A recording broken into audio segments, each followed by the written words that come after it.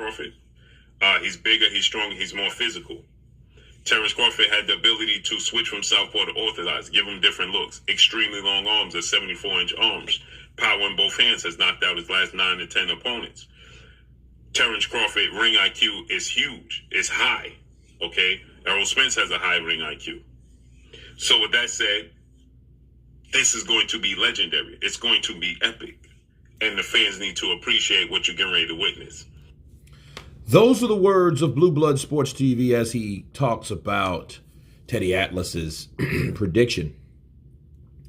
And as you heard Blue Blood discuss what he did think about Terence Crawford and what he could do to Errol Spence because of the different looks, the different dynamics, the high ring IQ, the ability to adapt. And Errol Spence is just the bigger guy in his original weight class.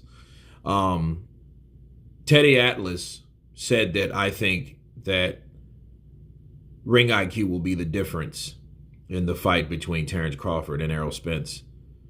The experience, the ring IQ, and just the overall skill set will overcome brute strength, consistency, and ring IQ as well, because Errol Spence does have a high ring IQ. And I agree, he is not what people think he is. Like Sugar Ray Leonard compared him to himself and Tommy Hearn. But I don't think that's the case anyway. I think Errol Spence is more of a Marvin Hagler, southpaw, vicious, consistent, driven. He never stops. And he likes to brawl in there. I think Errol Spence is a little better than Hagler in terms of what he can do. I learned that with Danny Garcia because everybody was wondering, like, Danny Garcia is a guy that's never been dropped. He's a guy that, has never been stopped. And we thought that, well, what if Errol Spence tries to go in there and just duke it out like he did with Ugas when he got Ugas hurt? What would happen? Well, we saw what happened. He didn't do that because he knew that Danny Garcia wasn't the type of dude to go in there and try to throw hooks and ripping body bunches and this, that, and the other constantly without getting countered. Errol Spence was in and out. In and out. Maybe he wasn't sure on how his teeth or his jaw, how his durability would be because of the wreck, because that was the first fight he had in a long time, okay, since he had that wreck.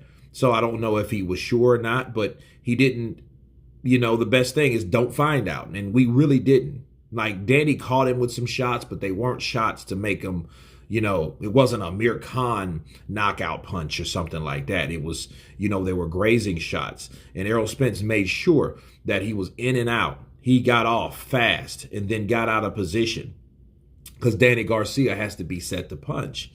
Now he did this to Ugas. It's now having everybody turning and this, that, and the other. Well, Errol Spence versus Terence Crawford will be one of the best fights that we've ever seen probably in the welterweight division in a long time. That's if it goes down. But I think, and like I've always told people, I think that Terence Crawford would be the guy to beat Errol Spence. But then here's the token, though. Here's where it gets funny and fishy and strange. Interesting. If anybody had a chance to beat Terence Crawford at welterweight now, it would be Errol Spence. So it all comes together just like it's supposed to. Crawford, Spence, and they come together and it's like, this is what we're going to have. And I have to agree with Teddy Atlas because Teddy Atlas knows ring IQ.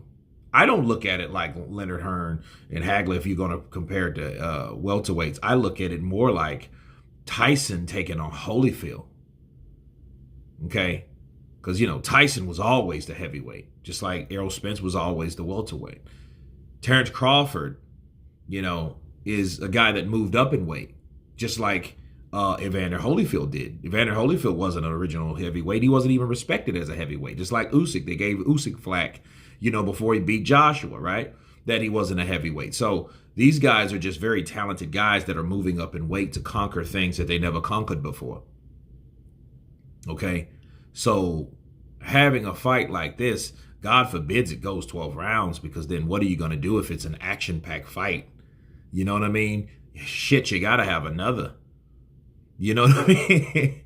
Because then it would be a cluster, because then you would have, wow, the difference of styles. But I think Terence Crawford is the type of person that already figured Errol Spence out. I think Terence Crawford already saw what he can and what he's going to do with Errol Spence, or what he would do with Errol Spence. Let him fight if they had a fight. So I think it's the same with Usyk. Like, Usyk knew what he was going to do to beat Joshua, and he did it because he'd been watching Joshua a long time. He was like, you know what? I can get him. I can beat him. And Terence Crawford called out Errol Spence, and he called him out because he knew in his mind, I can beat him. I know how to beat him. And it's crazy when you talk about it. I should save some of this for the actual fight study, but it's all about countering. It's all about a good counter punch with Terence Crawford. It's just a counter punch will hurt Errol Spence, I feel, because he will get hit with a shot that he didn't see. And we seen a sneak preview of that, people, last Saturday. Yeah. We seen Errol Spence get caught with a shot, and it shook him. He could blame it on the mouthpiece all he wants. Dude, he got hit. The mouthpiece flew out of his mouth. Then he got hit again. Then he went against the ropes. And this is coming from Ugas. Ugas is not known to be a power puncher. I don't think he's precise as Terence Crawford. If Terence Crawford gets you like that, Terence Crawford ain't going to do what Ugas did and step back and kind of wait to see what the ref's going to do. No, I got this person hurt. I knocked his ass into the ropes, and I'm about to get him.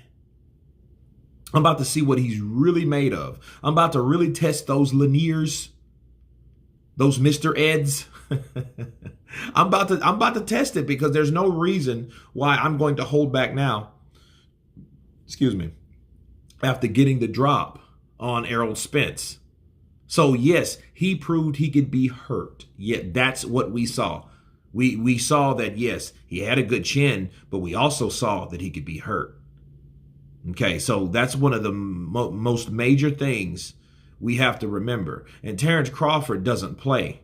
He's not going to hurt Errol Spence and sit there and smile at him. No, he's going to hurt Errol Spence, and he's going to go to stop him. Now, that's the danger. And then we'll see what Errol Spence is really made of when he gets hurt, and then when he gets attacked by someone that can properly finish him. Okay? But anyway, you guys tell me what you think of Teddy Atlas and Blue Blood Sports TV. Of course, please subscribe. And you guys been Counterpunch. Peace.